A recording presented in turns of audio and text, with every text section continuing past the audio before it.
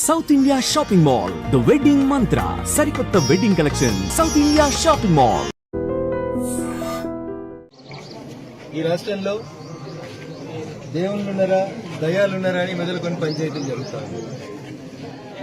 ఎవరింట్లో దేవుళ్ళు ఉన్నారు, ఎవరింట్లో దయాలున్నాయి, దేవుడు దయ్యం ఎందుకు అయ్యిండు, ఎంపీ చేసినప్పుడు దేవుడు ఎందుకాయే, ఓడిపోయినాక అడ్డదారిలో తీసుకొచ్చి ఎమ్మెల్సీ చేస్తే దేవుడు ఎట్లాయే, దేవుని పక్కన దయ్యాలుంటే 12 ఏళ్ల నుంచి ఏం చేస్తున్నారు, రాష్ట్ర ప్రజలకు చెప్పాల్సినటువంటి అవసరం ఉంది.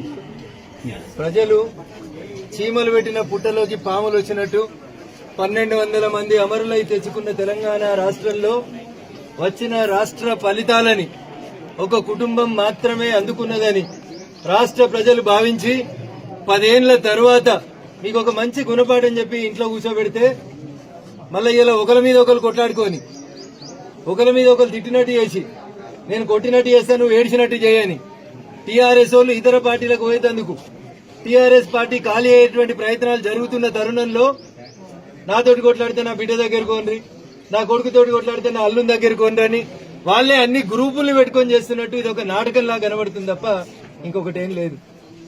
చెప్పాల్సిందే నిన్నెవరో మధ్యవర్తులు వచ్చిరని ఇలా పేపర్లో చూసినాం. తండ్రికి బిడ్డకు మధ్యలో మధ్యవర్తులు ఎందుకు? నేరుగా మాట్లాడుకోవడానికి లైన్ ఫోన్ ఉంది, ఫామ్ హౌస్ ఉంది, బిడ్డ వస్తా అంటే నాయన రానిస్తాడు కూడా. ఇవన్నీ కూడా ఈ రాష్ట్రంలో ఉన్నటువంటి సమస్యల్ని పక్కదారి పట్టించి వ్యక్తిగతమైనటువంటి ఎజెండాతోటి వాళ్ళ కుటుంబంలో ఏదో జరుగుతుంది వాళ్ళే లీడర్లు కావాలనుకోని తండ్రి కొడుకు అల్లుడు వీళ్ళెవరికి నచ్చకపోతే మళ్ళీ కూతురు దగ్గరకు పోయేందుకు ఇంకో కొత్త కుంపటి పెట్టాలన్నట్టు కనబడుతుంది. నాకు అవగాహన ఉన్న కాడికి, నాకు అర్థమవుతున్న కాడికి చెల్లె కవిత ఆల్రెడీ మెంటల్ గా ఫిక్స్ అయినట్టున్నది. టీఆర్ఎస్ పార్టీలకు వెళ్ళి బయటకు పోదామని, సొంత ఎజెండా పెట్టుకుందామని, అక్క షర్మిలక్క చేసినట్టు పాదయాత్ర చేద్దామని, ఓ కొత్త పార్టీ పెట్టుకుందామని ఆమె డిసైడ్ అయినట్టు కనబడుతుంది. తేదీ ముహూర్తం కూడా నాకు అర్థమైన కాడికి బహుశా జూన్ 2వ తారీఖున కవితమ్మ కొత్త పార్టీ పెట్టొచ్చు. అంతకు మించి కొత్త కనబడేది ఏముంది? ఆడ కొట్లాట ఏముంది?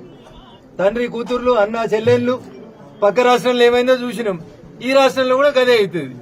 కొద్ది రోజులు పార్టీ పెడతారు, నడుస్తారు, పాదయాత్ర అయిపోతుంది. ఆ రాష్ట్రంలో అక్క చెప్పింది కదా పాదాల మీద నడిస్తే పాదయాత్ర అని. అట్లా ఈడ కూడా చెల్లె పాదయాత్ర చేస్తుంది, కొద్ది రోజులు కొత్త పార్టీ పెడుతుంది. సామాజిక తెలంగాణనో మహిళలకు అన్యాయం జరిగిందనో ఇప్పుడు చెల్లె కవిత మాట్లాడితే బాధ అనిపిస్తుంది.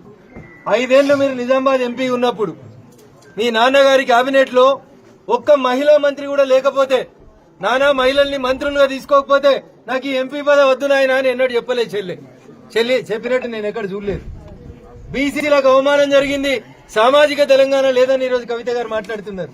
ఒకవేళ అదే కరెక్ట్ అయితే ఈటల రాజేందర్ గారు అనేటువంటి ఒక బీసీ బిడ్డను అర్ధరాత్రి అపరాత్రి అని చూడకుండా మంత్రివర్గాలకు వెళ్లి బయటికి పంపించి తప్పుడు కేసులు పెట్టిన రోజైనా కనీసం నాయన ఇది మంచి పద్ధతి కాదని కవితమ్మ మాట్లాడితే సామాజిక తెలంగాణ గురించి మాట్లాడినట్టు కనబడుతుండే. అధికారంలో ఉన్న 10 ఏళ్లు పూలే విగ్రహం పెట్టడం చేతగాని టీఆర్ఎస్ బీఆర్ఎస్ నాయకులు, నిజామాబాద్ ఎంపీ గారు ఇలా పూలే విగ్రహం కావాలని చెప్పి సంతకాల సేకరణ చేస్తుంది, అన్ని పార్టీని కలుస్తుంది. సో నాకేమర్థమవుతుందంటే కవితమ్మ గారి యాక్టివిటీని అటిట్యూడ్ ని చూస్తే వారు మెంటల్ గా ప్రిపేర్ అయినట్టు కనబడుతుండ్రు. బహుశా లాంఛనం జూన్ 2 నాడు లాంఛనంగా వస్తుంది అనుకుంటున్నాం. పార్టీ వస్తుంది, పాదయాత్ర మొదలవుతుంది, ఆ ఇంట్లోంచి ఈమె ఇంకొక పార్టీ పెట్టుకుంటుంది. తర్వాత ఏమైతుంది, భవిష్యత్ ఎట్లుంటది, ప్రజలు ఏం ఆలోచిస్తున్నారు అనేది కొంతకాలం తర్వాత మాట్లాడుకుంటాం. ధన్యవాదాలు.